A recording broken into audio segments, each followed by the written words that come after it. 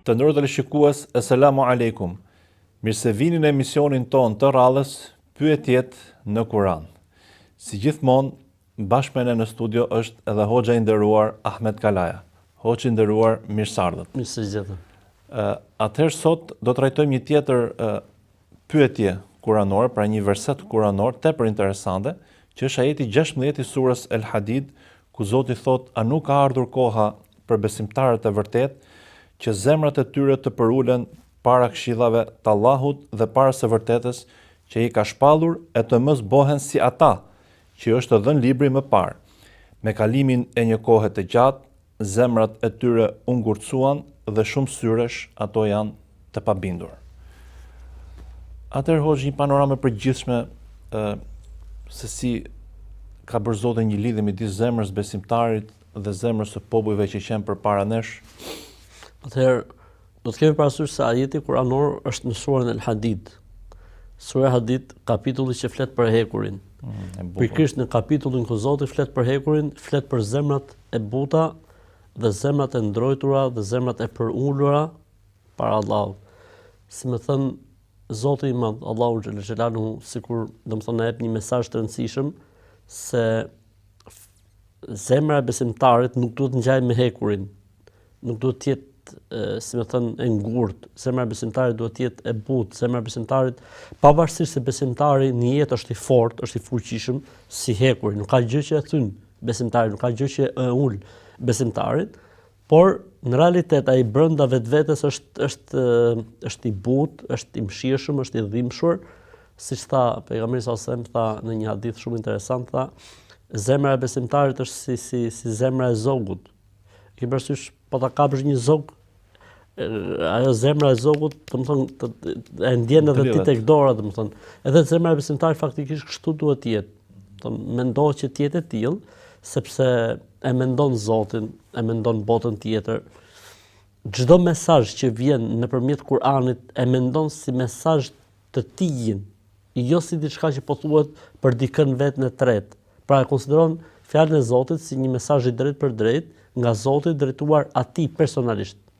Për këtë arsye dha ajeti, domethënë thot: "Alam ya'ni alladhina amanu an takhsha qulubuhum li dhikrillahi wa ma nazala min al-haq." A nuk ka ardhur koha që zemrat e besimtarëve të zbuten, mund të jetë nga kuptimet, të përulen një nga kuptimet, të thyhen një nga kuptimet, të mrolen një nga kuptimet, li dhikrillah, ndaj përmendjes Zotit. Pra kur përmendet Zoti, presupozohet që besimtari të ndjej diçka. Për këtë arsye edhe betimi në emrin e Zotit është shumë i rëndësishëm. Kur dikush të betohet në emër të Zotit, kur dikush të kërkon në emër të Zotit, po edhe ti kur të betohesh në emër të Zotit, duhet betohesh vetëm se kur është e nevojshme dhe duhet betohesh sakt, domethënë duhet thush të vërtetën sepse po përmend emrin e Zotit. Wa ma nazala min al-haq. Pra, a nuk ka ardhur kohë që të zbuten zemrat, mrolen, qetësohen, të përulen kur përmendet Zoti dhe ndaj asaj që përpara asaj që zbriti Zoti për të vërtetës, pra përpara Kur'anit. Pra presupozohet që një besimtar kur i lexohet Kur'an ose kur dëgjon Kur'an, ai të përulet edhe të qetësohet edhe të fillojë një lloj reaksioni i brendshëm brenda tij. Dhe faktikisht kështu ndodh më të vërtetë në përgjithësi, njerëzit që kanë besim brenda tyre, në momentin që dëgjojnë Kur'an, qetësohen, fillojnë të reflektojnë. Shumë herë neve na ndodh për shembull që kur lexojmë Kur'an, na duket sikur ky ajeti ka të bëjë me ne, sikur po na trajton neve fiks, sikur ka ardhur për ne ky ajeti, domethënë, sepse domethënë zemra e besimtarit e përthith Kur'anin dhe Kur'ani fillon dhe e jep efektin.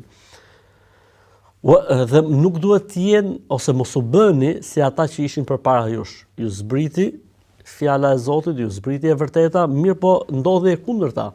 Në vend që zemrat e tyre të zbuteshin, në vend për zemrat e tyre të mroleshin, ata u ngurtësuan dhe u ashpërsuan. Pse? Sepse nuk kapën thelbin dhe qëllimin. Thelbi dhe qëllimi është që e vërteta, por kur vjen nga Zoti, që njeriu të reflektojë me të dhe të përmirësojë jetën e vet dhe mos ta përdori atë për interesat e kësaj bote. nëse fillon dhe e përdor pastaj fen apo besimin për interesat e kësaj bote apo për qëllimet e kësaj bote, fillon dhe zemra ngurtësohet, nuk ndjen më. Kur i flitet për Zotin, si bën përshtypje. Kur i lexohen ajetet e Kuranit, nuk i bën më përshtypje. Për këtë arsye po ta shohim shumë surën El-Bekare, thot Zoti, dhe ka prej zemrave që janë të ngurta si ngurtësia e gurit ose si ngurtësia e malit. Madje edhe më keq akoma, se ndodh që ka prej gurve që rrokullisen prej frikës ndaj Zotit. Dhe ka prej gurve që shpërthen prej tyre uji, ndërkohë që ka prej zemrave që as rrokullisen, as del prej tyre lot. Nuk ka si funksion. Nuk ka si lloj efekti më. Për gjërave interesante që është transmetuar në lidhje me këtë ajet kuranor, është një fjalë Abdullah ibn Mesudit radhiyallahu anhu, i cili thotë nuk ka pas mes nesh dhe ose Zoti na ka qortuar me këtë ajet kuranor 4 vite mbas shpalljes.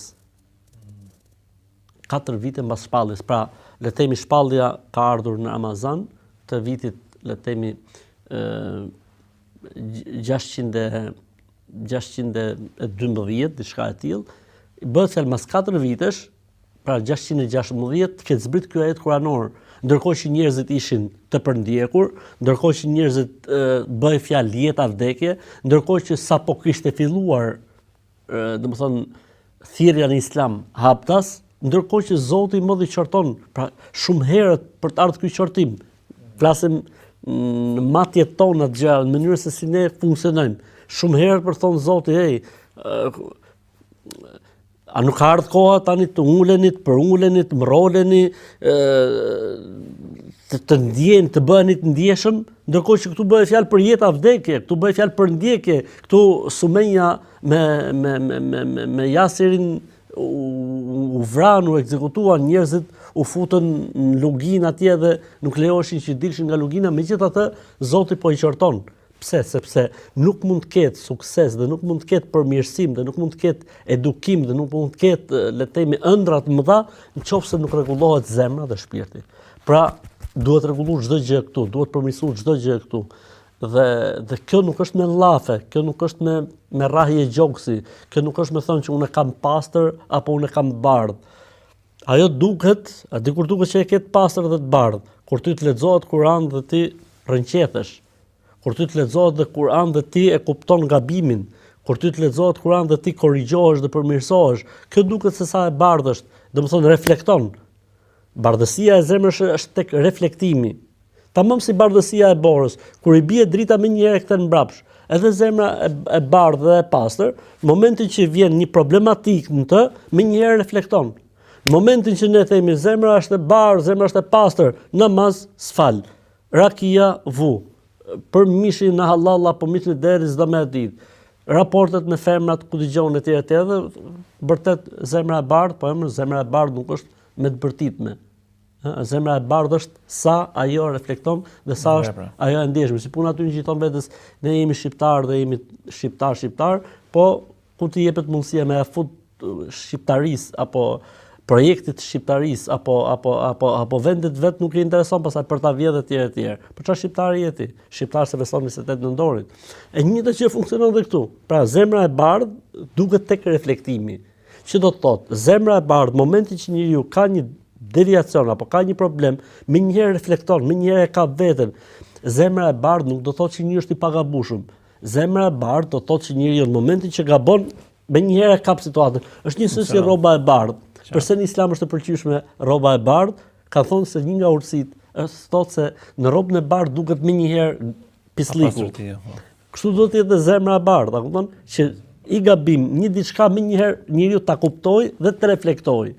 Për këtë arsye domethënë ne e themi gjithmonë që Zoti s'ka kërkuar prej nesh të jemi të pamëkat, por ka kërkuar prej nesh të jemi të penduar kur mëkatojmë. Madje ka një hadith që thotë, nëse njerëzit do të bënin gabime, Zoti do i ndronte me të tjerë që bëjnë gabime. Pra është natyrë njerëzore që njeriu të gabojë. Gjithë problemi është tek reflektimi. Dhe sa njeriu reflekton, do të thotë se është pastërtia dhe bardhësia e zemrës tij. Tek reflektimi sa e kap situatën, në momentin që e kap situatën do të thotë që është në rregull. Në momentin që se kap situatën, është ky problemi i zemrës, është ngurtësuar dhe nuk kap më, ka humb atë ndjeshmërinë. Është si puna e diçka që ngrin dhe diçka që është e butë, ëh? Ajo që ngrin do t'i gjesh kallupin e përshtatshëm, ndërsa ajo gjë që është e butë dhe e menaxhueshme zën vend si tjetë situata. Kështu është edhe zemra e besimtarit. Pra, një zemër e cila ndjen, një zemër e cila reflekton, një zemër e cila preket shumë shpejt, ëh? Për këtë arsye për shembull, kujtojmë shumë nga jeta e pejgamberit alayhis salam, e përjetonte shumë Kur'anin. Për shembull, kur lexonte ajetet e xhenetit, thoshte bënte dua, kur lexonte ajetet e xhenemit bënte dua. Pra, domethënë vepronte, domethënë kishte një veprim atraktiv me Kur'anin, ose për shembull thot smunin e vdekjes. I dërguari Allahu sallallahu alajhi wasallam thot urdhëroni Ebu Bekrin të futet imam për njerëzit. Minjëherë flet Aishja radhiyallahu anha dhe gratë e shtëpisë, le të themi, thanë o pejgamberi i Zotit, dikë tjetër se Ebu Bekri, Ebu Bekri nuk kuptohet kur lexon Kur'an. Çfarë problemi kishte Ebu Bekri? Ebu Bekri kishte, në thonjza, problemin se kur lexonte Kur'an qante, duhet të përjetonte shumë shpejt. Dhe njerëzit nuk kuptonin se çfarë duke lexuar. Kuptonte çfarë përjetimi domethënë ka pas Ebu Bekri, radhiyallahu ta'ala. Kjo është ajo që zemra e ndjeshme. Pra, pejgamberi sa normalisht, domethënë historia nguli këmbë që të vazhdoi Ebu Bekri. Tha ya Allahu wa rasuluhu ila Ebu Bekr. Tha Zoti do dhe i dërguari i tij vetëm Ebu Bekri. Jo, vetëm Ebu Bekri. Domethënë ky ishte edhe një sinjal që Ebu Bekri më vonë do të ishte dhe halifi apo më këmbësi i profetit sallallahu alajhi wasallam. Pra dua të them që zemrat e vërteta dhe zemrat e besimtarëve janë të ndjeshme. Ore dhe në ezan, zemra e besimtarit, domethënë fillon edhe përjeton. Në momentin që dëgjon një ligjërat, në momentin që dëgjon emrin e Zotit, me njëherë fillon një hadith pejgamberit alayhis salam. Ky është argument se zemra ka në të jetë aktivitet.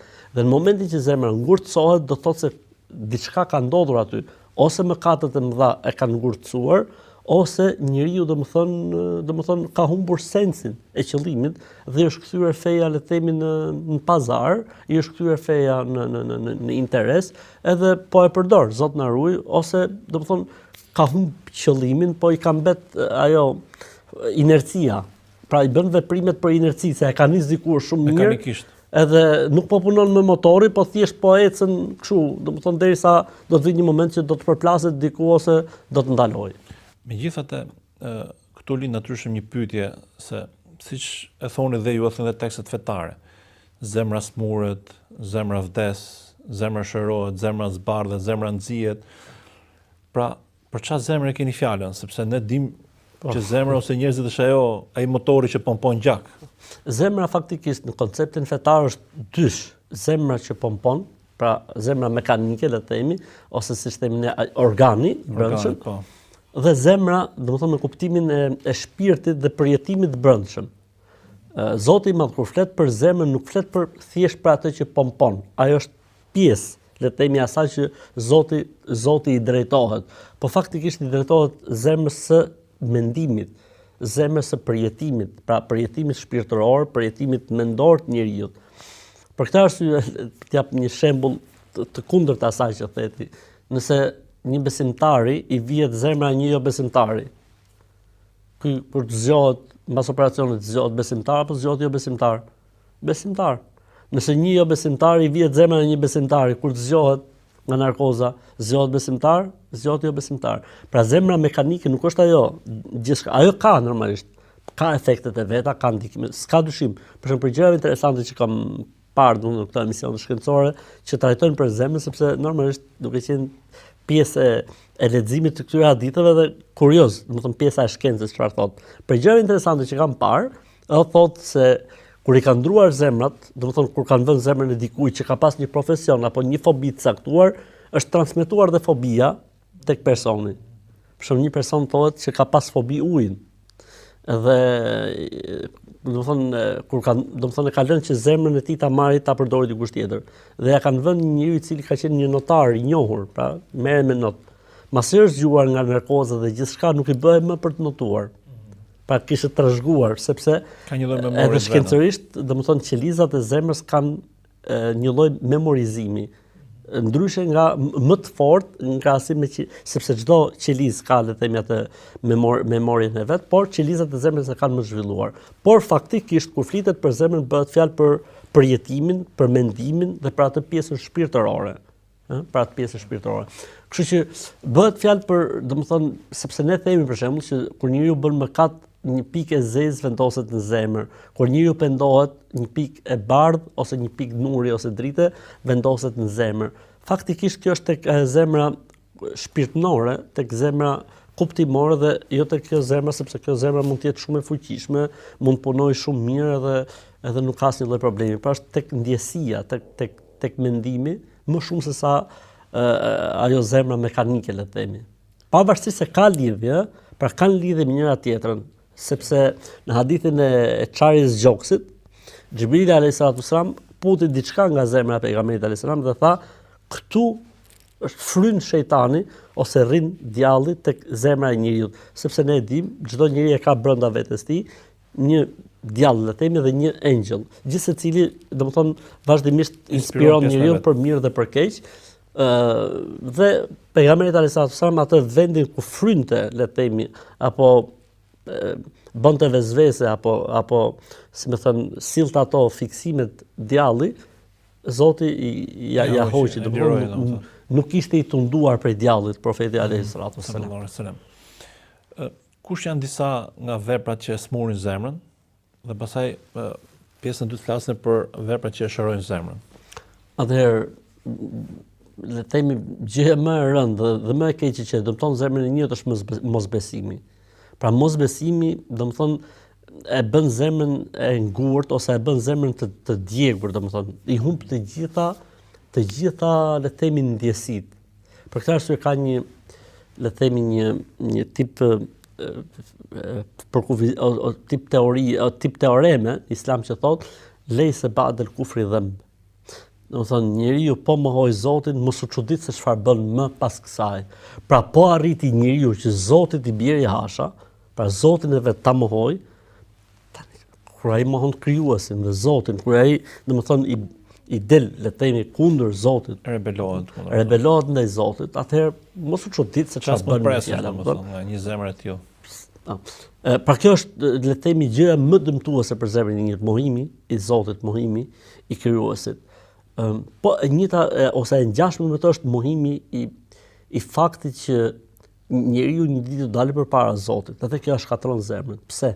Sepse e lidh zemrën me çdo gjë. Dhe mundohet zemra atë ndjesim që Zoti ka krijuar tek njeriu të përjetësisë, ta lidhë me gjërat e kësaj bote. Dhe nuk ka asgjë që ja garanton dhe kjo jep një goditje. Domethënë i jep një tronditje shumë të madhe. Zemrës nuk është asnjëherë e qetë. Për këtë arsye, le të themi problemi më i madh në thojza që po përjeton sot, le të themi njerëzimi është si të shpëtojnë vdekjes, cili është ilaçi, a ka në gjë që shpëton vdekjen. Njerëz që futen në ngrirje, si që kur të zbulohet ajo mosvdekja, na e bën ne. Ndërkohë që faktikisht Allahu e thot në Kur'an, kullu nefsin dha'iqatul maut. Çdo gjallës një ditë do të vdesë, nuk ka të pavdekshëm. Vdekja është e shkruar për çdo njeri. Faktikisht dëshira e njerëzve për mos vdekur do të thotë se është diçka e ngjizur tek ne. Është instinkt. Është sekret brenda nesh çdo njeri, sepse thot një rregull tjetër, thot njeriu kërkon atë që ekziston. Sepse njeriu po ta di që kjo gjëja nuk ekziston, nuk e kërkon më. Dhe në momentin që njerëzit duan përjetësinë, do thotë që përjetësia ekziston. Mohimi i përjetësisë faktikisht mund të jetë diçka okay, po faktikisht në të vërtetë është një luftë e brendshme. Pra ti po del kundër vetes tënde. Është puna e mohimit të Zotit. Sado që dikush ta mohoj Zotin, po Zoti i shfaqet në ysi, me kuptimin argumentat. Zoti i shfaqet tek qeliza, Zoti i shfaqet tek atomi, Zoti i shfaqet tek njeriu, Zoti i shfaqet tek dielli, Zoti i shfaqet tek toka, Zoti i shfaqet tek pemët, pra argumentet e mrekullit. Dhe nuk ka gjendje më të tronditur se sa njëri i cili është mohuesi i Zotit. Është tronditje të vazhdueshme se kudo e sheh Zotin dhe i bie që ti mbylli syt.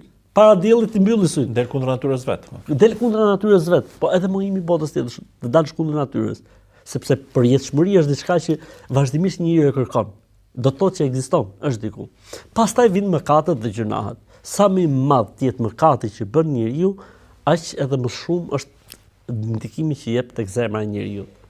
Pra, bërja e mëkateve, siç janë për shembull mëkatet e mëdha, le të themi mos respektimi i prindërve, ngrënia e pasurisë jetimit, vrasja, akuzimi i dikujt me të padrejtë, shpifja, akuzimi i një besimtare apo një besimtare për shkelje të nderit, ndërkohë që ai është i pastër në nderin e tij, tërheqja nga fusha e betejës, immoraliteti, droga, le të themi kamata, çdo gjuna, sa më i madh të jetë gjunahi, aq edhe domethënë aq edhe më goditje merr zemra e njeriu, aq më shumë merr edhe goditjen zemra e njeriu. Gjë tjetër që ndikon në sëmundjen e zemrës janë, le të themi, sëmundjet shoqërore, siç është zilia, siç është smira, siç është mendjemadhësia, siç është përçmimi, siç është urrëtia, siç është lakmia. Të gjitha këto, domethënë, godasin në zemrën e njeriu. Pra, njeriu i cili është mendjemadh, faktikisht ka marrë një goditje, sepse njeriu normal nuk mund të jetë mendjemadh. Njeriu i cili ka zili, ka i smundje në zemër, ka i problem në zemër, sepse është Zotni, ky njeriu që e ka këtë mirësi të Zotit, e ka prej Zotit, ti faktikisht nuk po ke zili personin, ti je i pakënaqur ndaj atij që ja ka dhënë ti këtë gjë. Pra është problem zemër kjo punë. Pra, le të themi mohimi i botës tjetër, mëkatet e mëdha dhe smundjet, le të themi këto smundje shoqërore që i kemi ne, domethënë, dhe i kemi nganjëherë shumë të zhvilluara, këto, domethënë, e shkatrojnë zemrën, këto e prishin zemrën. Për këtë arsye e gjen njeriu që i lexohet Kur'an dhe nuk ndikohet prej tij, i flitet për Zotin dhe nuk i bën përshtypje. Gjë tjetër që e smund shumë zemrën është lidhja mas kësaj bote, lidhja mas paras. E smund zemrën, e verbon zemrën. Pse? Sepse, domethënë, i humb sensin. Lidhja e fortë ose dëshira për pushtet dhe për famë e shkatron zemrën. Dhe ne kemi raste se si njerëz për hatër të famës, për hatër të pushtetit janë gatshëm të shesin gjithçka, edhe fenë e tyre dhe besimin e tyre, sepse e shkatron zemrën. Pra, zemra i humb të gjitha ndjesitë, e duke qenë se i humb të gjitha ndjesitë, është gatshëm të shesë gjithçka. Në emër të një posti, në emër të pushtetit, apo në emër të një fitimi e ku dëgjon e tjerë. Dhe ne këtë më shumti e shohim tek politikanët. Ata të cilët në emër të pushtetit, në emër të fronit, në emër të moshumbjes pushtetit, janë gatshëm të bëhen dha dhurues djallit nëse i garantohet qëndrimi në pushtet. Do të thotë që është smundje e madhe, do të thotë që zemra e këtyre njerëzve ka marrë fund, domethënë është shkatruar. Pra le të themi, këto janë le të themi gjërat më ndikuese në smundjen e zemrës, gjë që zemra pastaj fillon edhe humb sensin e orientimit, humb busullën, edhe nuk e di njeriu se për çfarë jeton, edhe e sheh zhvillimin e jetës së tij dhe kurpën e uljes, domethënë siç ndodhte çdo njeri, ai e sheh si të merr dhe mundohet si t'i shpëtoj, fillon stresi, fillon ankthi, fillon këto muhabetet e përjetimeve, të cilat normalisht një besimtar i mirë nuk i përjeton, edhe nëse i përjeton ka ilaçin dhe ka zgjidhjen. Në fakt, profeti selam ka thonë se po shëro zemra shërohet gjithë trupi, po nga sa thatë ju bjen që po shëro zemra shërohet dhe gjithë shoqëria. Absolutisht. Sa arrim deri në stadet më të lartë të organizimit social. Atëherë shkputemi për ndërprerje të shkurtër dhe rikthehemi sërish në studio.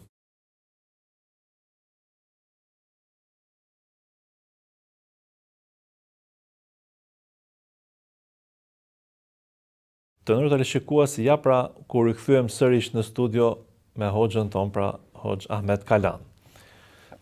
Atëherë hoxhë nderuar, siç çdo smundje ka ilaçin e vet, a ka sjell feja ilaç për smundjen e zemrës, që duhet të thënë që vetëm feja i ka trajtuar këto smundje, nuk është se shkenca është marrë me këtë pjesë fare. Pejgamberi siç e thatë u tha, Allahu inna fil jasadi mudgha idha salahat salaha al jasadu kullu wa idha fasada al jasadu kullu ala wa al qalb. Në trupin e njeriut ndodh një organ, nëse rregullohet apo përmirësohet gjithë trupi, pra gjithë jeta, çdo gjë merr drejtimin e duhur, e nëse prishet apo shkatërrohet gjithçka shkatërrohet, domethënë drejtimi dhe orientimi i njeriut, ai organ është zemra e tij. Domethënë Islami ka kushtuar shumë rëndësi kësaj pjesës së dëlirësimit apo pastrimit të zemrës. Gjë që realizohet me 5 gjëra. E para gjë, domethënë besimi dhe adhurimi. Pra nuk ka gjë që mund të pastroj, mund ta zbardhësoj, mund ta bëj, domethënë transparente, të përshkrueshme zemrën e njeriu si besimi në Zot dhe veprat e mira. Besimi në Zot dhe veprat e mira në vetvete përkthehen në një lloj nuri dhe drite. Dhe pikërisht, kudo që futet nuri, kudo që futet drita ka mirësi.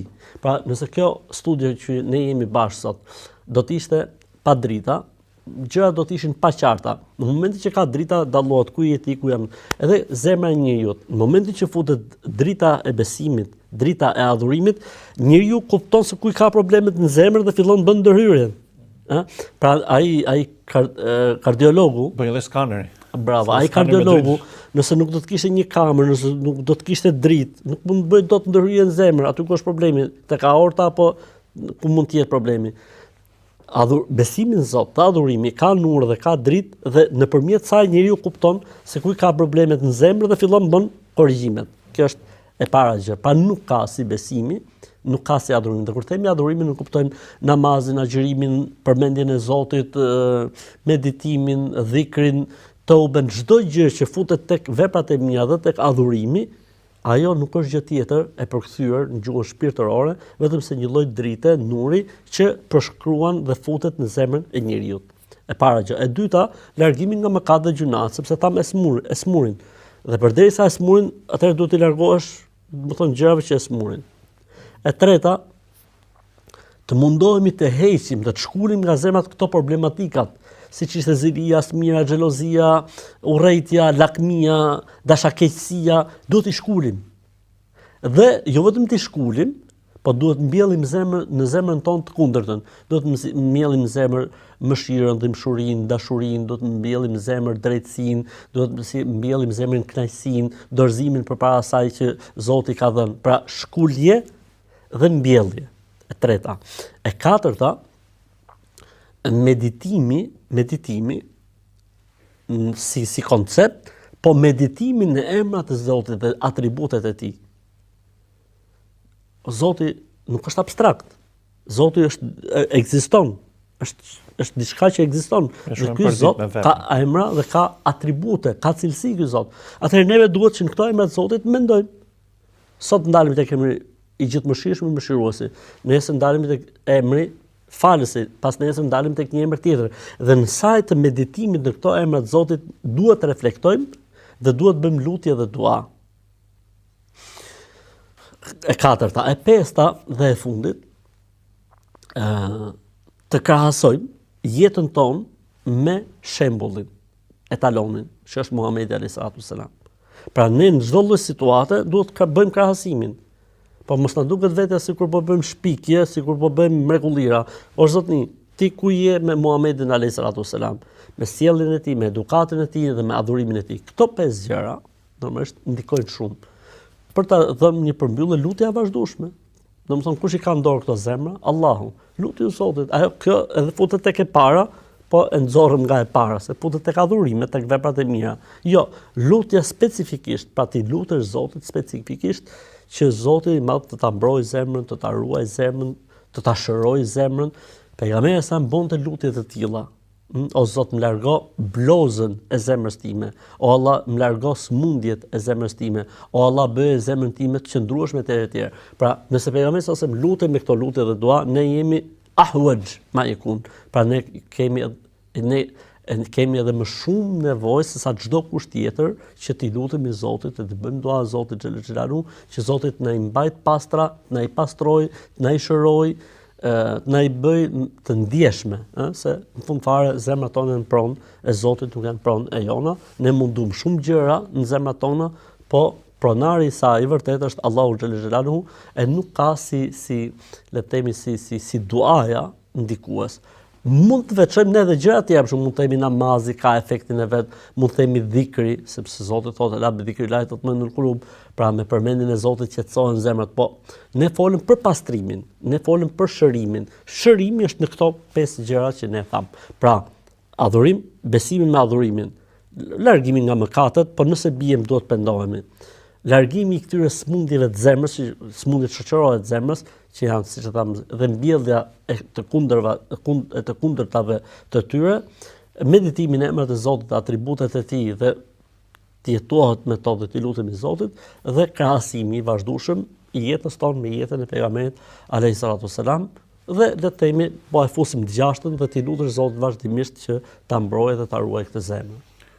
Pra, si përfundim nëse mund të heqim paralele me trupin e njeriut, ilaçi që thatë ju është meditimi, pastrimi është pendimi, shkulja dhe vitaminat janë adhurimet. Për ndryshe pastaj, nëse zemra është në gjendje kome, janë dhe elektroshoket o goditjet dhe sprovat që marrin jetë që Zotit na majë gjallë. Paka shumë një lloj paralele me jetën. Atëherë Hoxh, ju falenderoj në emër të gjithë teleshikuesve pra që ishit sot me ne dhe që dha ato detajime dhe praktike të jetës njeriu dhe të funksionimit të zemrës, asaj zemre që nuk preket, por që është brenda nesh, brenda gjithë secilit prej nesh, që disa i quhen ndërgjegje, pra që është shpirti i njeriu. Dhe gjithashtu ju falenderoj dhe juve të nderuar teleshikues që ishit bashkë me ne në studio.